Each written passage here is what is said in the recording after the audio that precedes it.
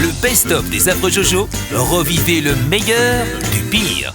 Merci d'être avec nous dans les Affreux Jojo. Virginie, comment ça va ? Ça va bien, merci. Bon, Virginie, on va essayer de s'instruire un petit peu avec vous, de briller. Mais enfin, Laurence Relati, on va essayer de briller en société et d'apprendre certaines choses avec cette rubrique La machine à café. La machine à café, c'est quoi ? Parce que des fois, on me dit, mais pourquoi tu dis la machine à café ? On ne comprend pas.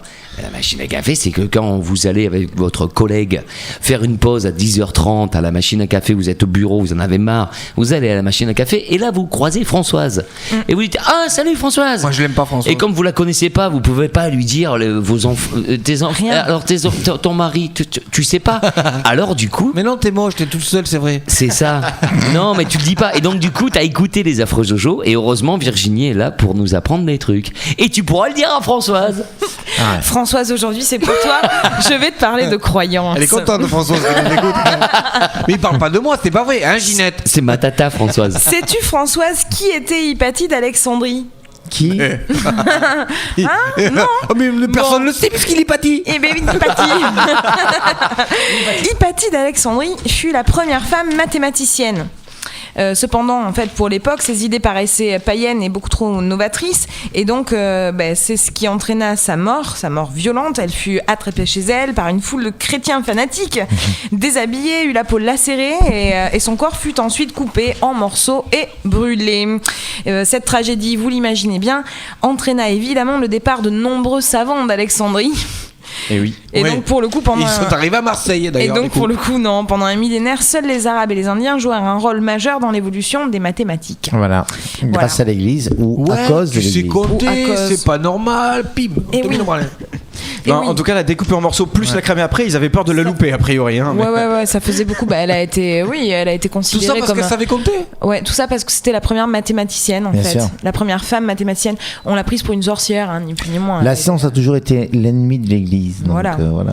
Donc tout bêtement. Ça y est, l'autre il est rentré dans le. Ça y est, amen, que votre père. Ils sont dans la bibliothèque.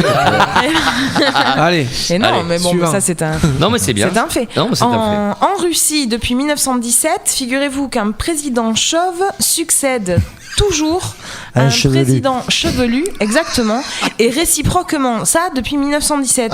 Alors cet enchaînement est si parfait et improbable qu'une partie de la population y voit une nécessité pour être élu. Une croyance populaire veut que le président qui briserait la chaîne en fait soit un mauvais dirigeant, donc c'est quasiment impossible pour les présidents qui se présentent. C'est-à-dire que pour le chevelu il peut se raser la tête, mais pour l'inverse c'est ça. Voilà, pour l'inverse c'est plus compliqué, les implants peut-être. Non, c'est une perruque en forêt. Voilà, mais c'est quand même rigolo je trouve comme croyance. Et puis ils sont cons. Puis enfin, à Auckland, en Nouvelle-Zélande, le projet de construction d'un métro est menacé alors qu'il y a eu des centaines de millions de dollars qui ont été engagés à cause de l'opposition du peuple maori. Ils craignent que le métro dérange le monstre qui habite sous la ville, le Taniwa, et que celui-ci manifeste son désaccord. Donc le tracé d'une autoroute a déjà été modifié pour les mêmes raisons, et donc il en serait certainement de même pour ce métro. J'ai goûté l'herbe australienne, elle est forte. Bravo Virginie, bravo. Voilà Françoise. Elle fait des dégâts.